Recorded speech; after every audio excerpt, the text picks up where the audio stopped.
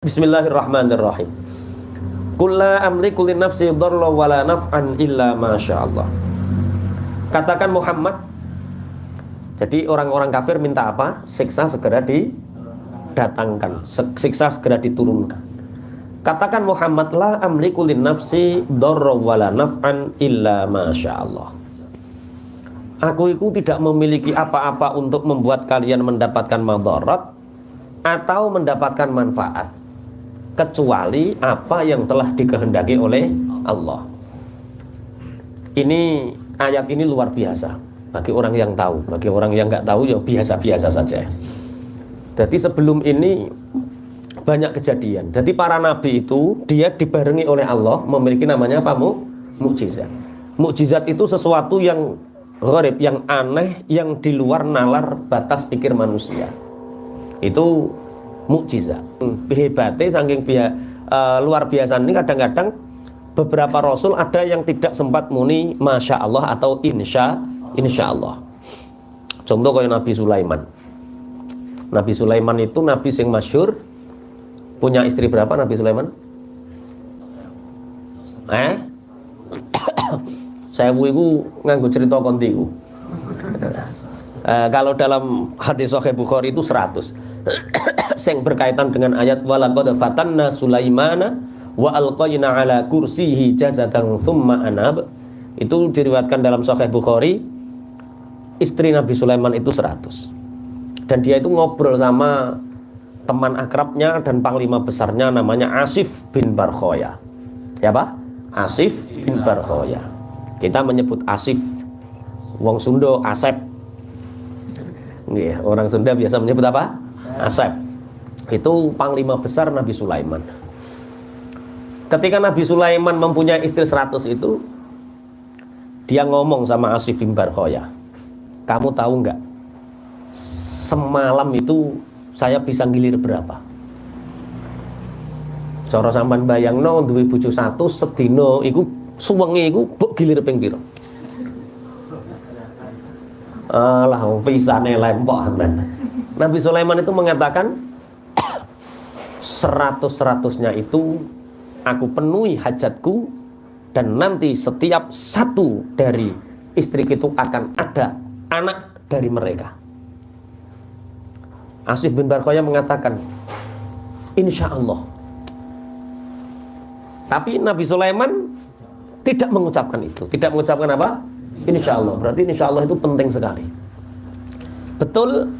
Akhirnya Nabi Sulaiman itu mendapat kabar bahwa di satu daerah yang bernama Sa'idun itu ada seorang raja diraja yang menyembah berhala.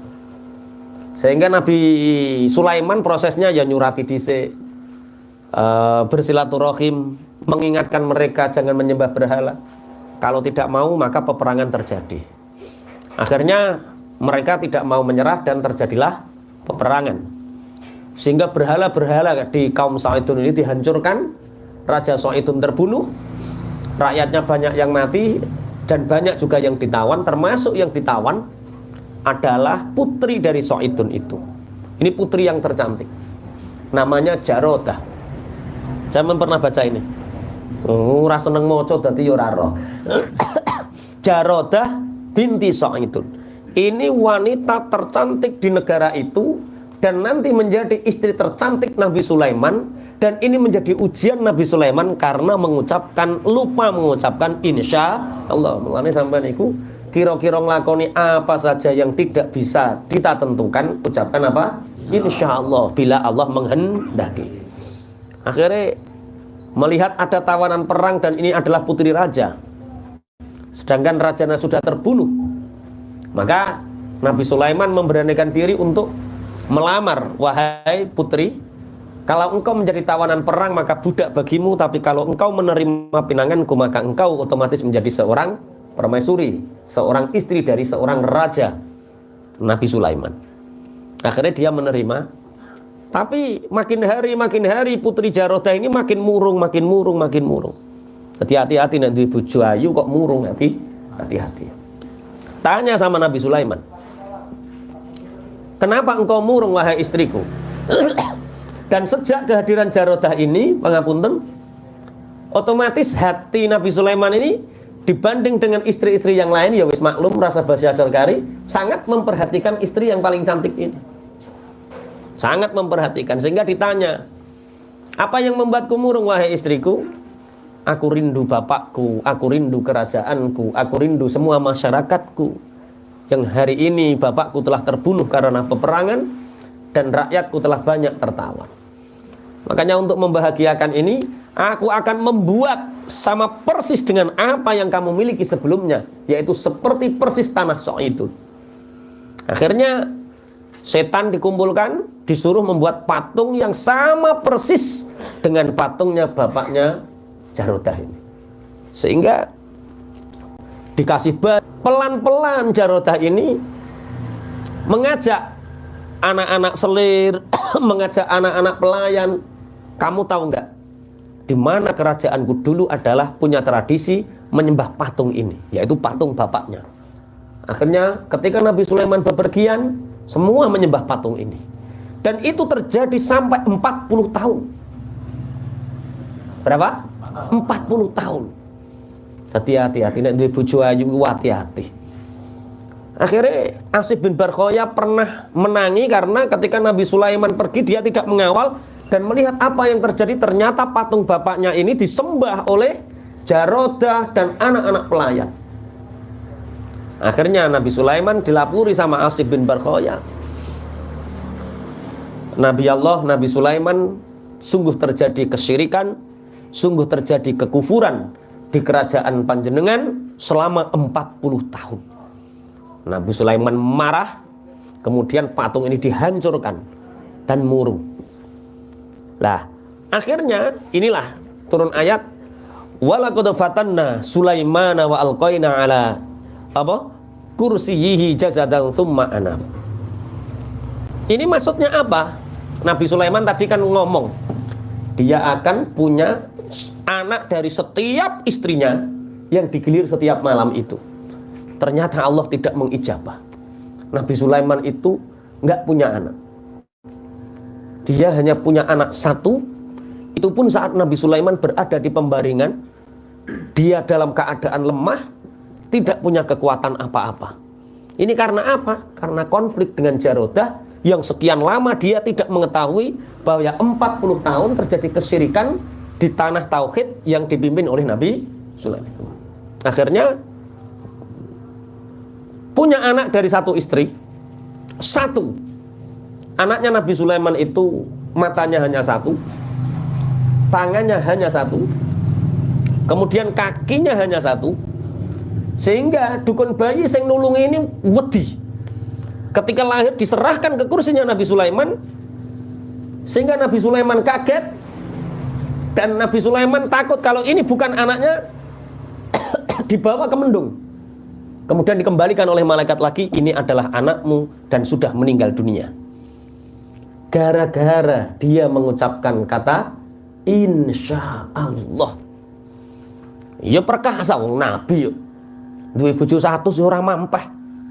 Lah nek wong-wong cilik ngene iki yo sitok ngene, masyaallah tekluk kabeh pisan. Apane wis kena lambung ah wis. Angel jan. Nggih. Nabi Sulaiman, aku akan mempunyai anak dari setiap rahim istriku yang aku gilir 100 setiap malam. Dia tidak mengucapkan insya Allah. Akhirnya diuji oleh Allah dengan datangnya istri muda yang bernama Jarodah dan membawa kekufuran di kerajaan Nabi Sulaiman. Nah, pelajaran ini adalah bahwa Rasulullah Muhammad SAW selalu memposisikan dia tidak punya apa-apa, tidak punya madarat, tidak punya manfaat, kecuali semua itu dikehendaki oleh Allah. Dan Allah menghendaki Rasulullah punya syafaatul uzma, menolong umatnya. Sehingga wa yaquluna mata hadzal wa'du in kuntum shadiqin, itu tidak dihiraukan oleh Kanjeng Nabi. Alah nabi-nabi biyen yang ngono, so apa nek teko, kapan datangnya azab itu? Rasulullah diajari sama Allah, kullu amliku li nafsi dharra wala naf'an illa ma syaa Allah. Makanya apa-apa, sebelum apa-apa ucapkanlah apa? Insya Allah. Likulli ummatin ajal. Likulli ummatin ajal. Setiap umat itu punya batas dia hidup sampai kapan? Batas hidup sampai kapan itu namanya apa? Ajal. Setiap orang, setiap yang bernyawa, tahu nek cara teng ayat-ayat kullu nafsin dha'iqatul maut. Setiap yang bernyawa itu pasti datang kepadanya kematian. Nah, saya tadi sore jam 2:30 sampai jam 3 itu, ya tak kira ya wis wah iki mosok mati ku aku. Karena memang nggak pernah sakit dan sakit tahu-tahu masya Allah luar biasa. Alhamdulillah, bismillah, mosok kalah karo Mas Taib, azan yo mati, ora azan yo mati, halo azan. Aku yo ngono ngaji yo mati, ora ngaji yo mati, halo ngaji, mbuh mati ini apa-apan urusannya Gusti Allah. Karena banyak orang yang sekian tahun sakit tapi nggak mati-mati. Ada orang yang nggak sakit tiba-tiba mati. Ada anak kecil sehat walafiat mati ada. Ada sehat walafiat, teman saya itu sehat walafiat. Tuku pentol, keleleken pentol mati. Hati-hati nek tuku pentol yo, keleleken mati. Kok pencemaran. Dalane dewe. Mati itu nggak ada yang cemar kok pencemaran. Pencemaran bakul pentol. Yo ora. Kok jemeneh keleleken pentol. Ketiban sodo nek wayahe mati tetep mati. Loh sodo sak trek ngene iki ya. Orang sudah didikte oleh hukum adat. Sampeyan bayangkan kematian itu seakan-akan nek eneng wong nggawa gladi landhep terus nyuduk iku mati kan seperti itu adat. Seakan-akan harimau itu lebih ngeri karena harimau punya taring, punya kekuatan nek nakur kue mati. Padahal sebenarnya enggak. Allah sudah ngasih contoh. Innallaha la yastahi ayyadriba mathalan ma ba'udatan fama fawqaha. Sebenarnya yang menakutkan itu tidak harimau, jengklong lu menakutkan, nyamuk. Berapa orang yang mati digigit nyamuk karo digigit macan, cara ning Indonesia banyak mana? Nyamuk, tapi kue karo nyamuk kan gak wedi ya. Cetus. Tapi kalau harimau seakan-akan menakutkan. Itu orang yang terdikte oleh adat. Kematian itu gak peduli itu semua. Wong kemarin ono wong wayah kumpul bojo mati ono. Sehat wal afiat. Overdosis ya ora. Nek jantung dadak gitu ya. Lah mati itu kullun muyassarun lima khuliqalahu itu setiap orang itu dimudahkan terhadap apa yang dia diciptakan. Kalau dia diciptakan untuk ahli surga, maka dia terbiasa melakukan amalan-amalan penduduk surga. Kalau memang dia itu nasnya penduduk neraka, dia dimudahkan untuk melakukan sesuatu yang sifatnya penduduk neraka dan dia mati seperti itu. Kalau kita istiqomah ngaji deres Quran, ya mati mbok nek gak wayah deres Quran ya wayah ngaji. Yo koyo ngene iki nanti ada yang mati kita nggak tahu loh ya. Loh, saya itu sama Mas Jito itu menangi kalau nggak salah 4 sampai 5 kali. Orang mati, Pak. Pertama seingat saya itu di Sumberjo. Sumberjo itu di rumah Pak Yai Sunan. Wilo, perapatane medaleme Kang Zen ngidul itu mana? Margo Agung. Nah, itu ada kiai namanya Kiai Sunan. Ada ngaji, kalau nggak salah itu Rejab. Saya yang ngaji, Pak Yai Sunan yang mimpin tahlil, kemudian Pak Yai Sunan sambutan. Pas wae sambutan iku ana wong senden, Pak. Wong tuwa senden ponakane masih muda, ponakannya itu. Yang ngerti-ngerti iku turu wae.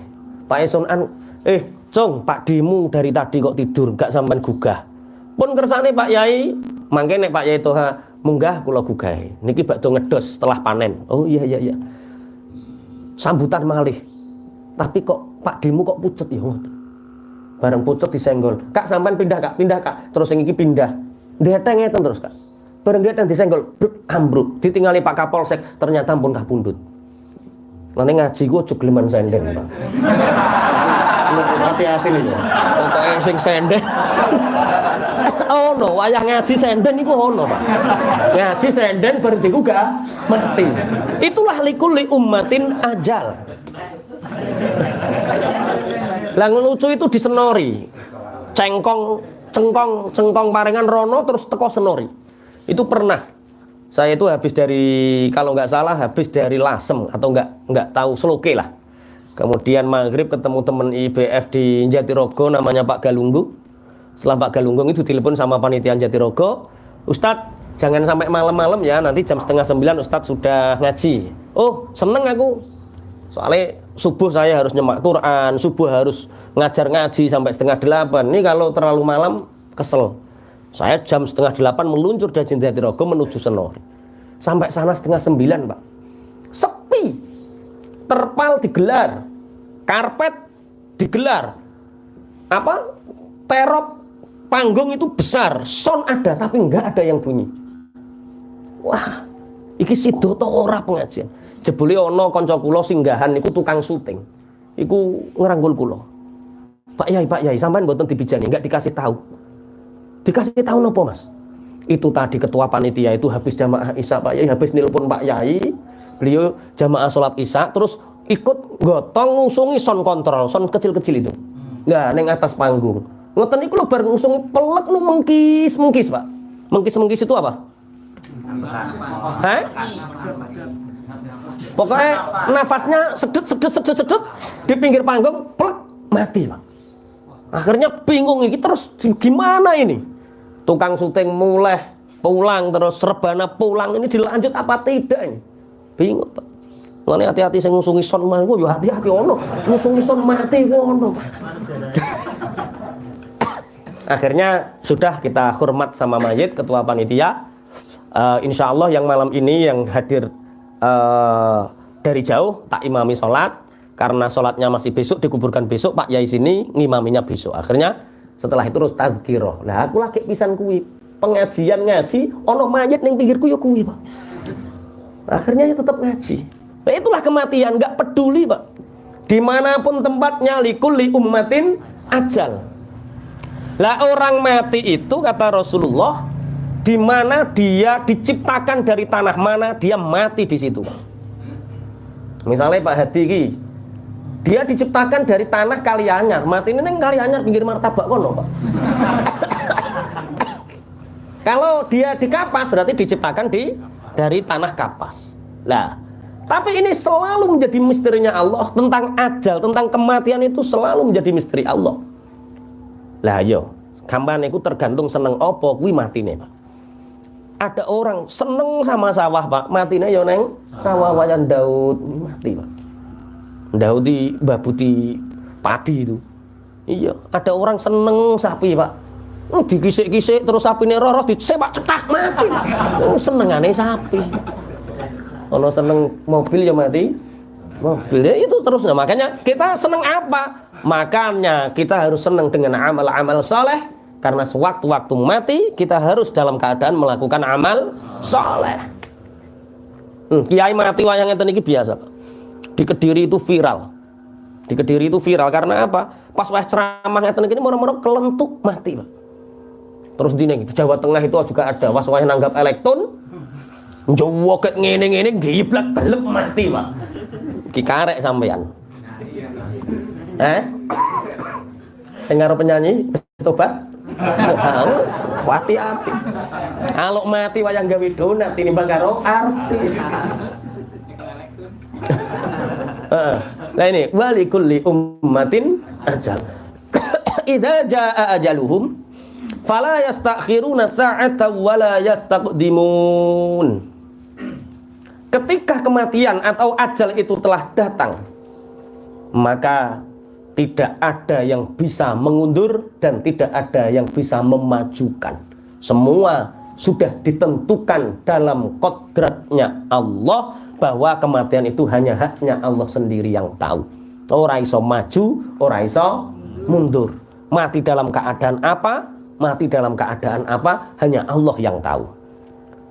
Tapi banyak hadis yang menceritakan ketika kita ditakdirkan oleh Allah bisa ngaji seperti ini, berarti insya Allah ilmu kita manfaat. Allahumma amin. Ketika ditakdirkan kita untuk bisa berdoa, berarti doa kita itu diijabah dening Allah. Nah, makanya yang paling indah itu ya mengingat tentang kematian.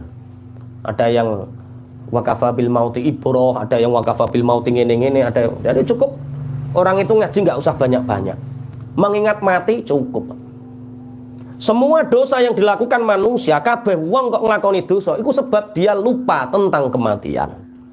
Seandainya manusia itu ingat tentang kematian dan dia yakin akan mati, maka dia tidak akan pernah melakukan maksiat, nggak akan pernah melakukan dosa. Contoh sampean jadi kami tua, jadi kasut misalnya di lobi, Pak Wo, iki ono calon sekretaris Pak Wo, iki ngene. Bareng nyekel pulpen Pak, mau tanda tangan, ini kubayah tanda tangan mati piye? Berani Mbak kira-kira? Nggak berani. Berarti orang kok berani bermaksiat itu karena dia lupa bahwa dia akan mati. Mulane ada cerita istri Ali itu lucu, tak cerita bolak-balik sampean paling ujek seneng. Tentang Gusti Allah nek ngabari wong ape mati, kalau kita diberitahu Allah ape mati, ku mesti wong iki dikai wan ngono iki, Pak. Berarti wan itu sebenarnya tamunya Allah. Jadi orang kalau sudah punya uban itu selalu dipanggil Allah. Antal maut, antal maut, antal maut. Orang yang sudah punya uban satu itu selalu bengok-bengok uban-uban. Ngomong terus, antal maut, antal maut, antal maut. Kamu akan mati, kamu akan mati, kamu akan mati. Ku nek ubannya satu, Pak. Lah nek dua tambah kerep. Wape mati, wape mati. Lah nek telu tambah nemen kerep, Pak. Mati. Coba apa nek brengose barang. Brengose wis punya uban, jenggotnya punya uban. Itu wis parek tenan, Pak. Tolong yang ubannya banyak, ojo mulai-mulai ke masjid, yakin tenan.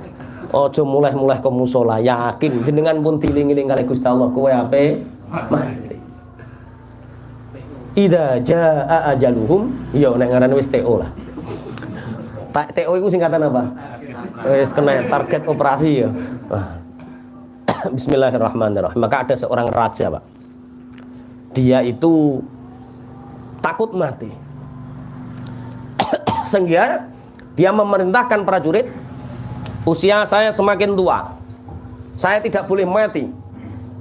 Terus bagaimana baginda raja? Aku akan membuat kerajaan kecil yang dijaga semua para penggawa kerajaan. Saya tidak boleh sakit, harus ada dokter, harus ada semua harus lengkap sehingga saya tidak mati.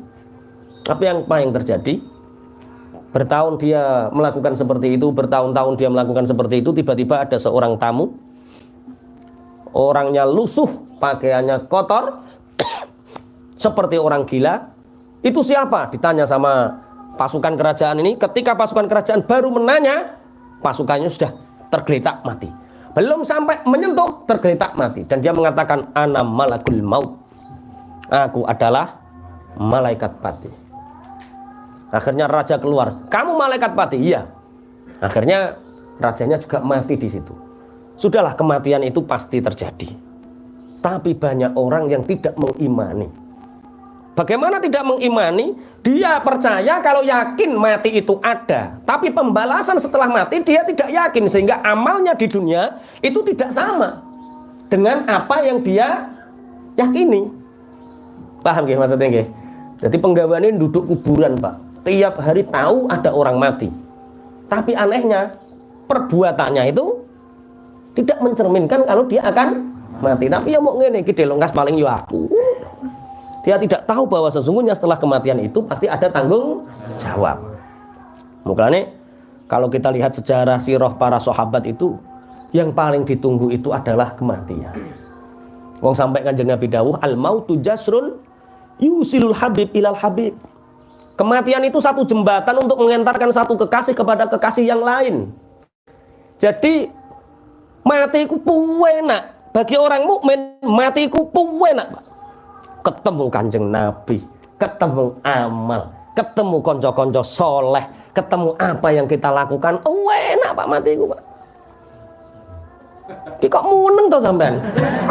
Kok modelnya apa tak percaya ngono sampean? Kok adeng sik piye? Ayo Mas tak adeng sik. Nah, yo ning donya lo enake apa? Makanya ketika Sayyidina Khalid bin Walid mengatakan malam yang terindah, malam pengantin baruku adalah malam kematianku. Itu meyakini karena orang mukmin iku panggone ning swarga. Jenengan yakin toh? tempatnya di surga yakin? Yakin, pasti yakin. Man qala la ilaha illallah mukhlis dakhalal jannah atau mukhlishon bi qalbi dakhalal jannah. Siapa yang seumur hidupnya pernah mengucapkan la ilaha illallah bukan karena paksaan, bukan karena materi, bukan karena apapun, karena dia hanya ingin bertauhid, maka dakhalal jannah, dia masuk surga. Lihat terus apa sing mbok deni? Disiksa. Siksa kubur. Lah yo, wong kemarin kan sudah ada atau ayatnya. Wa yauma yahsyuruhum ka'allam yalbathu illa sa'atan minan nahari yata'arafuna bainahum. Ketika nanti kita mati, kita akan sadar bahwa di dunia ini sangat sementara sekali, bahkan hanya 1 jam. 70 tahun sampean hidup di dunia, itu ketika ning alam kubur koyo aku urip ning alam dunia koyo sak jam. Contoh yang paling logis, ketika wa kaifa takfuruna wa antum tutla alaikum ayatullahi wa fikum rasuluh wa may ya'tasim billahi faqad hudiya ila siratim mustaqim. Misalnya kita tidur, nanti jam 9 kita tidur. Bangun jam 4 malam. Itu berapa jam berarti? Jam 9 sampai jam 4 berarti berapa jam? 7 jam sampai ngorok ngorok itu koyo sampai tidur berapa jam? Mimpinya itu berapa jam? Enggak ada 5 menit, Pak. Ngerti-ngerti yus digodaki pocong, digodak koyo 5 menit. Begitu juga 70 tahun kita hidup di dunia, nanti kita di akhirat seperti 1 jam kita di dunia itu. Lah ngono kok wedi disiksa iki piye?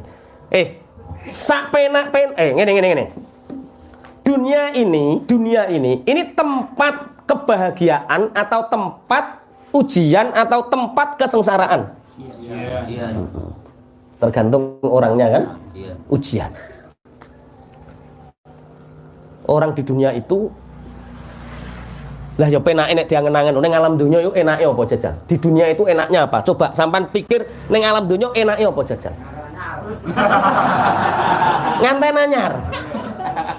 Nganten anyar Pak, penak sedino rong dino, 1 hari 2 hari nikmat pengantin baru, 2 minggu moro tua nyaprut loro Pak. Ngaleh toh? Lah yo itu widodari dunya. Sampean nikah Pak, oleh widodari dunia, kobil tu nikah haha. Penake sak klenteng, lorone sak 3 rendeng Pak.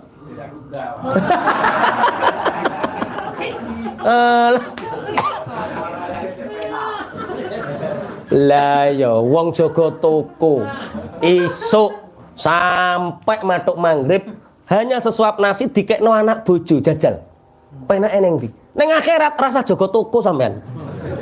Wis ora ana bojo cerewet, enggak ada istri cerewet, enggak ada mertua galak, enggak ada tetangga sirik, semua di akhirat nikmat bagi orang mukmin. Makanya kenapa setiap umat ada ajal bagi orang mukmin untuk merasakan nikmat, untuk menyempurnakan nikmat, karena orang mukmin di dunia itu nikmatnya belum sempurna. Dah yo penak ning alam dunia ya Allah pingin gawe omah sampai di loro riwangi loro lambung yo gawe omah mandasi omah tok katok Pak. Nyicil saithik ya Allah niki akhirat sampai ngaji seperti ini di sana malaikat itu kerja bakti. Bangun rumah kita di surga, kerja bakti. Ngene iki wis ana sing masang gendeng wis ana. Sing wis ngajine suwe masang gendeng ini. Yang ngajinya baru-baru itu paling lagi pondasi, Pak. Ene sing ngebur barang. Lagi ngebur. Lah, sing repot nek cek ngeram mesti, Pak. Ngeram mesti terus mokel. Prai enggak ngaji lagi. Bareng di surga nanti mana rumahku? Lho wi ram-raman. Enak di surga itu enak. Enggak.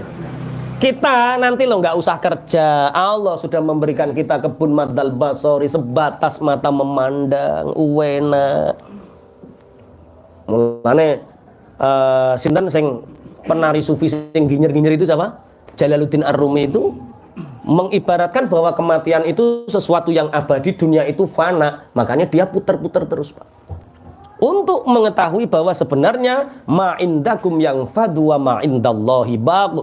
Apa yang kita miliki di dunia ini akan sirna, dan apa yang kita serahkan kepada Allah itu akan abadi. Mulane Cara nikmate wong mati bagi wong mukmin itu padha karo nganten anyar. Padha karo nikmati nganten anyar. Tapi di cerita-cerita hadis itu kok kelihatannya sakit sekali. Makanya ada seorang ulama itu ditanya, saya cari tidak ada satupun ayat yang menerangkan bahwa orang mukmin itu mati tidak sakit. Akhirnya dia mencari ayat, khatam Quran, dia nggak menemukan ayat itu. Akhirnya kemudian dia tidur, lelah, bermimpi bertemu dengan Rasulullah Sallallahu Alaihi Wasallam. Lihatlah di surat Yusuf. Di surat Yusuf ternyata ketika dibaca ada pelayan-pelayan siapa? Bojone Nabi Zulaikha. Itu ketika Zulaikha dianggap menyimpang oleh wanita-wanita di Mesir saat itu, apa yang terjadi? Mereka mengumpulkan istri-istri pejabat yang banyak, disediakan pisau, buah, Nabi Yusuf suruh lewat. Apa yang terjadi? Ngirisi apel, keliru ngirisi tangan. Tidak ada yang terasa. Begitu juga dengan kematian orang muslim. Walaupun nanti ketika sakratul maut, orang muslim ini seperti ditusuk atau ada senjata, tapi orang muslim tidak merasakan sakitnya. Karena apa? Karena melihat Jalla Jalaluh, karena melihat keagungannya Allah. Enak wong mati. Makanya banyak orang-orang mukmin mati ku guyu, Pak. Mbah sampean ape mati kok guyu to, Mbah? Kok senyum? Lah aku wis ning alam dunya mikir kuwe sumpek ini karuan aku tak. Oke, penak ning akhirat apa penak ning alam dunya? Oh, penak.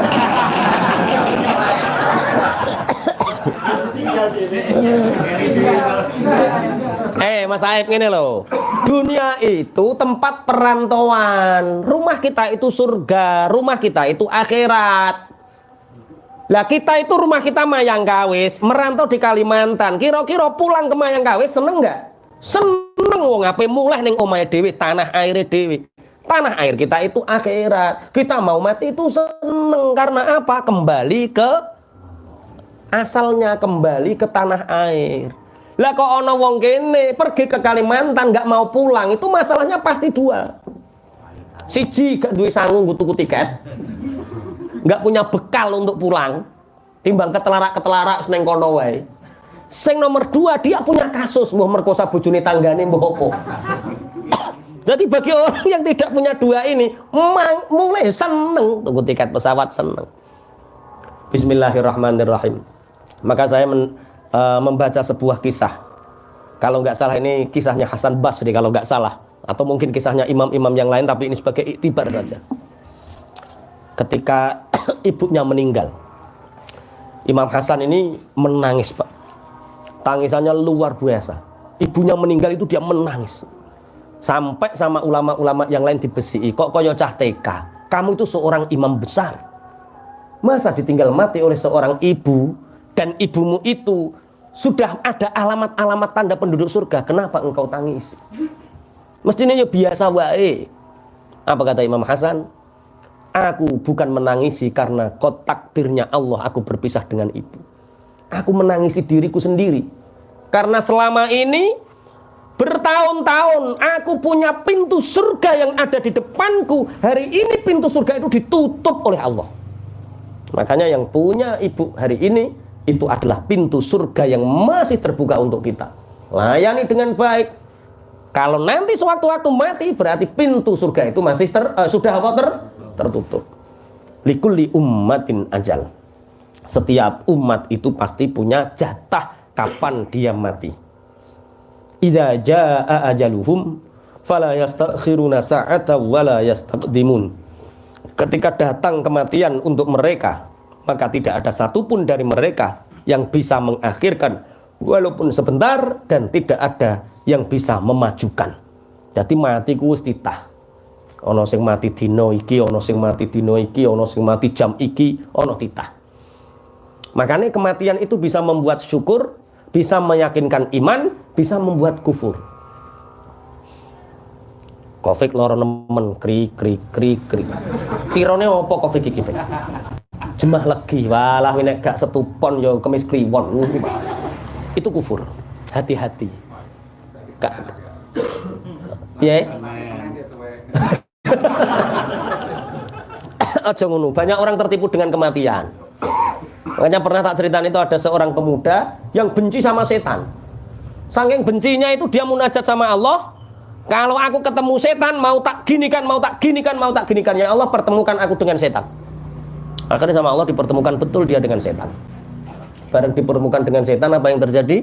Besi, kamu dendam sama saya itu saya salah apa? Salah saya apa? Kamu itu masih muda, usia 18 tahun, matimu masih lama, wong tak lihat masih 90 tahun. Kamu mati usia 90 tahun, wong sekarang baru 18 tahun. Percuma kamu ibadah. Kamu itu mabuk dulu loh masih pantes. Ngegeng-ngegeng dulu masih pantes. Nanti matimu kan 90 tahun, nanti tobat di usia 40 sedengan. Akhirnya setan yang ngaleh, caki mikir, ketoke kok yo. Akhirnya mabuk pak, mabuk ngegeng, dadak wae mabuk ngegeng, tabrakan, mati pak. Siapa yang menyangka bahwa kematian itu sangat jauh, kematian itu sangat dekat di hadapan kita, kematian itu sangat dekat dengan kita. Makanya orang-orang yang melakukan dosa itu orang yang tidak tahu bahwa dia akan mati.